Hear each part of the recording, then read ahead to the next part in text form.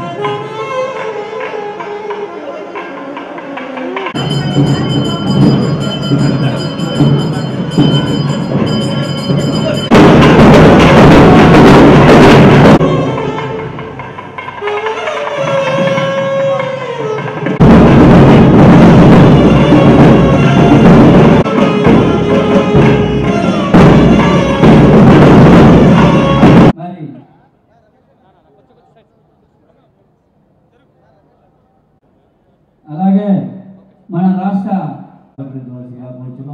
అలాగే వారు RUDA chairman గా కూడా వ్యవహరిస్తున్నారు. వారిని సన్మానించవలసిందిగా కోరుతున్నాం. ఆంధ్రప్రదేశ్ లో తెలుగుదేశం పార్టీ బ్రతికుంది అని చెప్పిన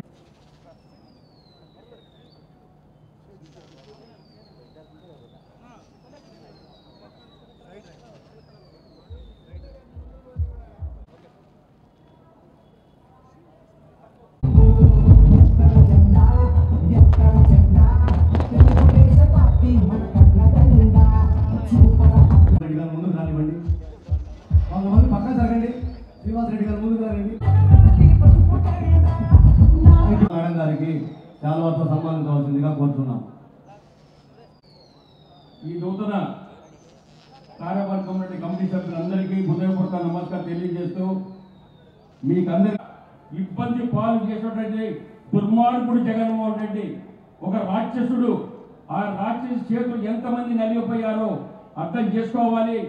అదేవిధంగా ఇక్కడ ఆలయాలలో వాసవి కన్యకా పరమేశ్వరి కాదు, గతంలో చేసిన కార్యక్రమాల కంటే మనం ఛాలెంజ్గా తీసుకొని రేపు నారాయణ గారు మాజీ రాజ్యసభ సభ్యులు,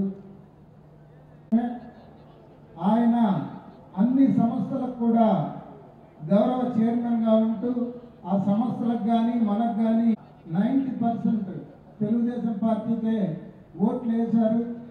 వారు వేదిక మీద ఉన్నారు కాబట్టి వారికి ఒక పట్టణ ఆర్యవైశ్య సంఘం కన్యకా పరమేశ్వరి దేవస్థానం వారికి ధన్యవాదాలు తెలుపుకుంటూ సెలవు తీసుకుంటున్నాను.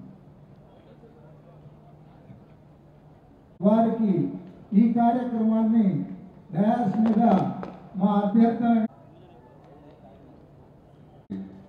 అమ్మవారి దేవస్థానం నూతన కార్యవర్గ సభ్యులందరికీ ముందుగా నా యొక్క కంగ్రాచులేషన్స్. ఈరోజు ఈ కార్యవర్గంలో చైర్మన్గా శ్రీ కోట గురుబ్రహ్మం గారు, అదేవిధంగా గౌరవ అధ్యక్షులుగా కొండా ప్రవీణ్ శంకర్ గారు, అదేవిధంగా సభాధ్యక్షులు శ్రీ శేషు షణ్ముఖం గారు, మరియు ముఖ్య అతిథి అయినటువంటి ఆంధ్రప్రదేశ్ ఆర్యవైశ్య మహాసభ గౌరవ చైర్మన్, మాజీ రాజ్యసభ సభ్యులు గౌరవమైనటువంటి శ్రీ టీజీ వెంకటేష్ గారికి, వేదికను అలంకరించిన ఆర్యవైశ్య పెద్దలకి, ముఖ్య అతిథులకి, ఆత్మీయ విశిష్ట అతిథులకి, ప్రత్యేక ఆహ్వానులకి, అతిథులకి, ఇక్కడికి వచ్చేసిన ఆర్యవైశ్య ప్రముఖులకు, మీడియా పర్సన్స్కి అందరికీ చాలా నమస్కారాలు. చాలా సంతోషం ఈరోజు మీ అందరితో ఇక్కడ గడపటం. ఎందుకంటే మీకు అందరికీ తెలుసు 2014 నుంచి 19 దాకా ఈ రాష్ట్రంలో ఎలా ఉండిందో. ప్రజా పరిపాలన లేదు, బ్రిటిష్ వాళ్ళ పరిపాలన కంటే అధ్వానంగా ఉంటుంది. ఎందుకంటే 2024 రిజల్ట్స్ వచ్చిన తర్వాత, ఎలక్షన్ రిజల్ట్స్ వచ్చిన తర్వాత ఈ రాష్ట్రంలో వాళ్ళందరూ ఫీల్ అయింది ఏంటంటే రెండో స్వతంత్రం వచ్చిందని. స్వతంత్రం అంటేదో మాకు తెలియదు, స్వతంత్రం అంటే మాకు తెలియదు, కానీ రెండో స్వతంత్రం వచ్చినట్టుగా ప్రతి ఒక్కరు ఫీల్ అయ్యారు. అంత రూలేషన్, పర్టికులర్గా వ్యాపారస్తులకు ఎప్పటికప్పుడు భయం, ఏం జరగద్దో, ఏ షాప్ ఎప్పుడు మూసేస్తారో, ఎవరి పర్మిషన్ ఎప్పుడు క్యాన్సిల్ చేస్తారో, ఏ లైసెన్స్ క్యాన్సిల్ చేస్తారో, ఏ పొల్యూషన్ వాళ్ళు వస్తారో, ఇలా భయం గుర్తుపెట్ల ఈ రాష్ట్రం అంతా. అందుకనే ఈ రాష్ట్ర ఖజానా ఖాళీ అయిపోయింది. ఏ రాష్ట్రమైనా డెవలప్ కావాలంటే వ్యాపారస్తులు సక్రమంగా చేయాలి.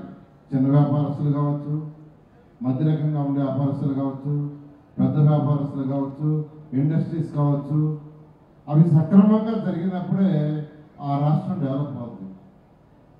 ఎందుకంటే రాష్ట్రం డెవలప్ కావాలంటే ఖజానా నిండాలి. ప్రజలకు సంక్షేమం చేయాలన్నా, డెవలప్ చేయాలన్నా ఖజానా ఉండాలి. ఖజానా ఎక్కడి నుంచి వస్తుంది?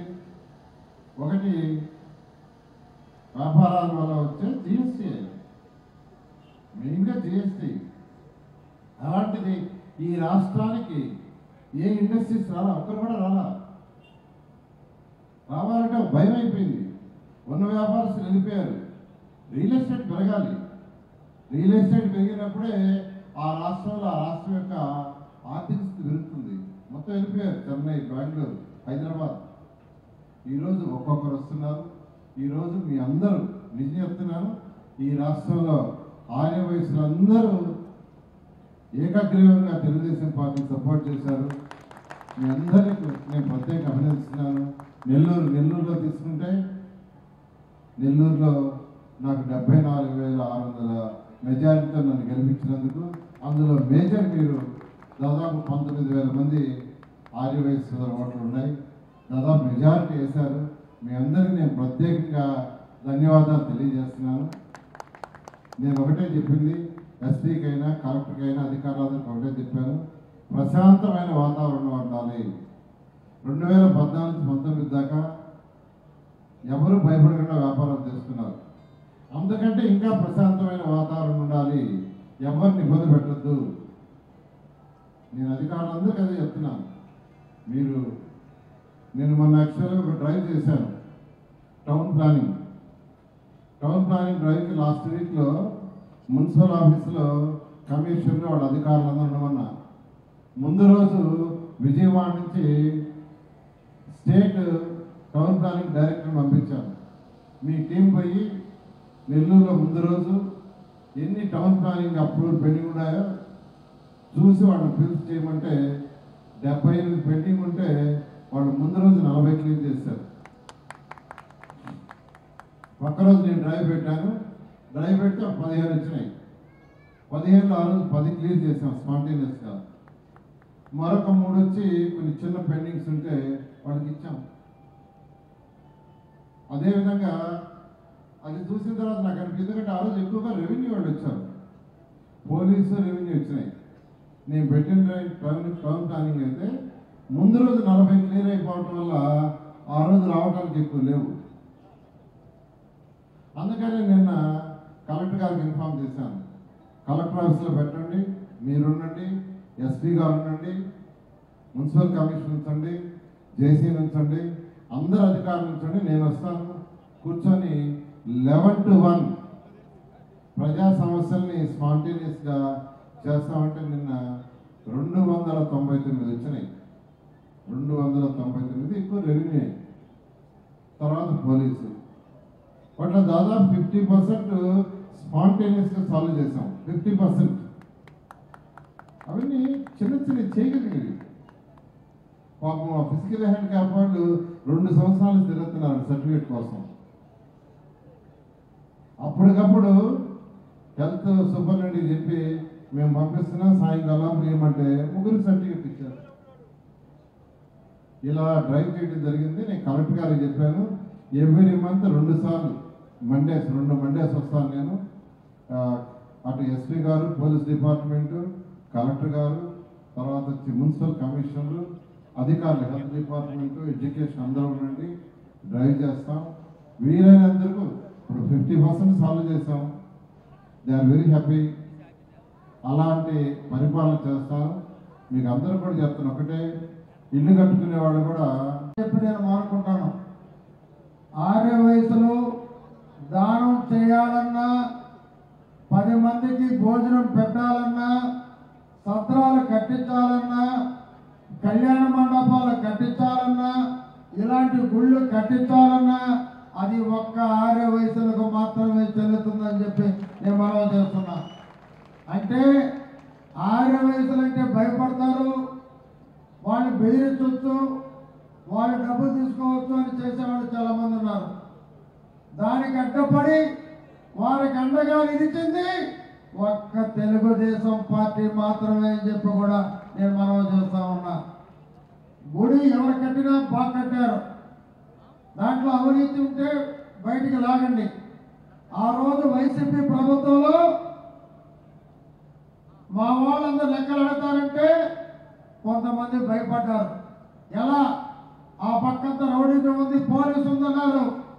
నేను ఒకటే చెప్పా, ఇక్కడ కోటరెడ్డి శ్రీనివాసరెడ్డి ఉన్నాడు, గుర్తు పెట్టుకోండి. పాండే మీరు ముందు మీరు నిలబడండి, నా మనుషులు వస్తారు, ఎవరేం చేస్తారో చూస్తాం అని నా తమ్ముళ్ళైన 6 వయసులకి చెప్పడం జరిగింది. ఆ రోజు ధైర్యంగా పోయి నిలదీసి లెక్కలాడటం జరిగిందని చెప్పి నేను మనవి చేస్తా ఉన్నా. ఏ రోజైనా సరే ఏ ఇబ్బంది వచ్చినా 6 వయసులకి ఫస్ట్లో 2-3 మాత్రం బయటకు వచ్చారు భయపడి. ఆ రోజు ఆర్కెటి శాస్త్రం గారు మీద ఫస్ట్ దాడి జరిగింది. నాకు ఫోన్ చేశారు, 40 మందిని పంపించాను 4 సంవత్సరాల ముందు. ప్రవీణ్ అదే రకంగా మొన్న లెక్కలు అడిగేటప్పుడు కూడా ధైర్యంగా ఉండండి, ఎవడు ఏం చేయలేడు, మీలో నిజాయితీ ఉంది, తెలుగుదేశం పార్టీ నిజాయితీ పనులు వెనుకుంటుంది.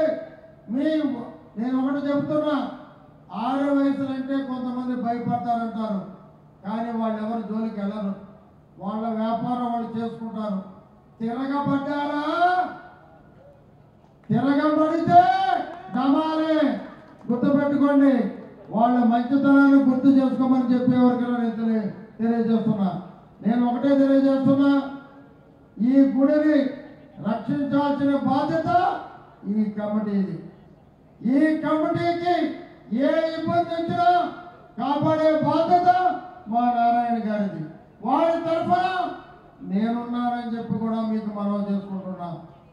వైసీపీ ప్రభుత్వంలో ఉన్నా, ఈ ప్రభుత్వంలో ఉన్నా, ఎప్పటికీ బతికినంత వరకు 6 వయసుల ముందు ఒక ఇంటికి ఒక కుక్క ఎలా వాచ్మెన్ కానీ ఒక కుక్క కానీ ఆ ఇంటికి ఎలా కాపలా కాస్తుందో మీ వ్యాపారస్తులు కానీ మీ ఇళ్ళకి 6 వయసులకి అలా కాపలా కాస్తారని చెప్పి నేను మనవి చేసుకుంటున్నాను మిత్రులారా.